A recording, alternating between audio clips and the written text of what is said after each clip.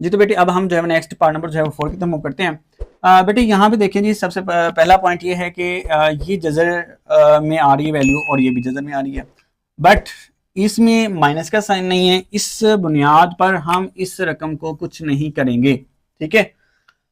जो भी कुछ चेंजिंग करेंगे बेटे वो इस वैल्यू के साथ करेंगे, क्योंकि जजर में माइनस इसके साथ आ रहा है, तो हम जजर 2 को एंड तक एज इज नीचे उतारेंगे, ठीक है बेटे। हम -3 को लिख सकते हैं 3 ज़रब -1। बेटे अब दरमियान में ज़रब की अलामत आ रही है, तो हम क्या करेंगे, ये जजर 3 अलहदा कर देंगे, ठीक है, और ये जो जजर है वो -1 के ऊपर जो है अलहदा कर देंगे, ठीक है।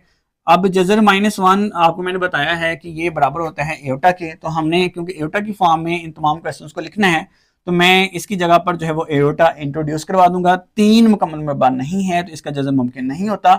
इसको जो है वो एज इट इज नीचे उतार देंगे, और ऊपर से हम ये जो जजर 2 है वो एज इट इज नीचे उतारते चले जा रहे थे। आई होप कि आपको बेटे इस क्वेश्चन की जो है समझ आ चुकी होगी। अगर आपको ये तमाम वीडियोस अच्छी लग रही हैं तो प्लीज़ इस चैनल को जो है वो सब्सक्राइब करें, वीडियो को लाइक भी करें और अपने दोस्तों के साथ लाजमी शेयर करें, और कमेंट ज़्यादा से ज़्यादा करें ताकि ये वीडियोस जो हैं उन बच्चों तक पहुंच सके जो इनके हकदार हैं। Thank you so much. अल्लाह हाफिज़।